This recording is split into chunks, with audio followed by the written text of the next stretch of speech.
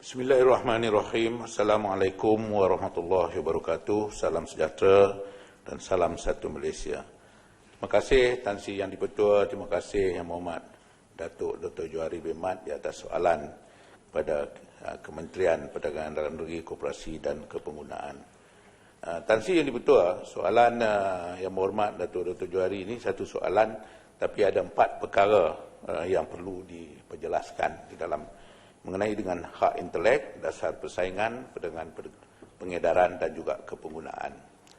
Tan Sri Yang Di-Pertua, fungsi utama KPDNKK adalah untuk mengubal dasar strategi dan mengkaji perkara-perkara yang berkaitan dengan pembangunan perdagangan dalam negeri dan kepenggunaan.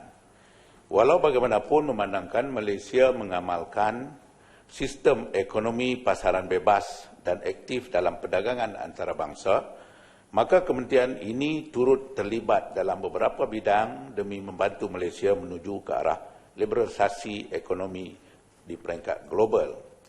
Mengenai dengan hak intelek, dalam usaha menangani isu-isu mengenai hak intelek, harta intelek di peringkat antarabangsa, Kementerian Perdagangan Dalam Negeri, Koperasi dan Kepenggunaan melalui Perbadanan Harta Intelek iaitu MYPO sentiasa mengamalkan sistem harta intelek di Malaysia selaras dengan standard antarabangsa serta perkembangan landscape harta intelek global. Malaysia telah menjadi ahli kepada World Intellectual Property Organisation WIPO dengan izin, dan di samping itu Malaysia telah menyertai treaty-treaty antarabangsa yang berkaitan dengan harta intelek untuk memberi pelindungan harta intelek yang komprehensif kepada pemilik harta intelek tempatan dan juga luar negara. Pada masa yang sama, beberapa akta telah dipinda untuk memastikan pelindungan harta intelek di Malaysia selaras dengan standard antarabangsa. Mengenai dengan dasar persaingan, bagi dasar persaingan, Suruhanjaya Persaingan Malaysia MYCC memainkan peranan penting dalam hal-hal persaingan di peringkat antarabangsa.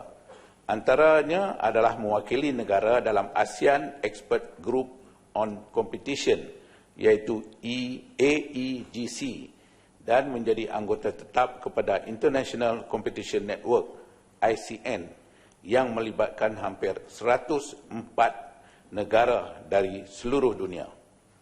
Selain itu, MYCC juga terlibat dalam beberapa perjanjian persefahaman dan perjanjian perdagangan bebas yang mempunyai impak kepada dasar persaingan serantau dan dilihat sebagai berfaedah kepada ekonomi negara.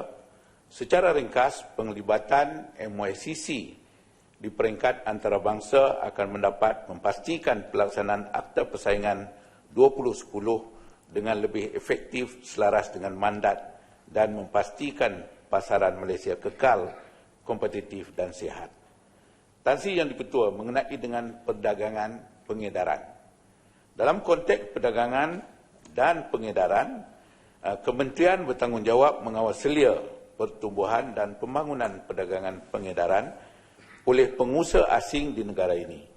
Pengusaha asing perlu mendapatkan kelulusan daripada Kementerian berdasarkan garis panduan penyertaan asing dalam perdagangan, pengedaran sektor perkhidmatan, pindaan 2010. Dengan memakaikan garis panduan ini, negara dapat mengawal selia sektor ini dengan lebih efisien. Dan last, mengenai dengan kepenggunaan. Dalam menangani isu kepenggunaan di peringkat antarabangsa, Malaysia merupakan ahli dalam ASEAN Committee on Consumer Protection, ACCP, di mana ia merupakan satu medium bagi negara-negara ASEAN untuk berkongsi pengalaman dan pandangan mengenai dengan perundangan dan program yang dilaksanakan berkaitan pelindungan pengguna bagi menjaga kepentingan negara dalam pembangunan perlindungan pengguna di peringkat antarabangsa. Terima kasih, Tan Sri. Terima kasih, Ya Berhormat. Ada soalan tambahan, Ya Berhormat Dr. Johari? Silakan. Terima kasih Yang Di-Pertua. Soalan saya ringkas saja. Dalam banyak 4 satu yang saya nak tanya, iaitu berhubung dengan harta intelek. Jadi saya ingin tahu daripada pihak kementerian bagaimana sambutan daripada pihak yang terlibat dengan usaha-usaha yang telah dilakukan oleh pihak kerajaan, dan apakah pihak yang terlibat dalam harta intelek ini mengetahui kedudukan mereka, dan setakat ini ada tak aduan-aduan yang telah disampaikan oleh pihak yang berkenaan kepada pihak kementerian tentang hak-hak mereka. Terima kasih. Terima kasih Tan Sri Yang Di-Pertua. Terima kasih Yang Mohd Dr. Johari.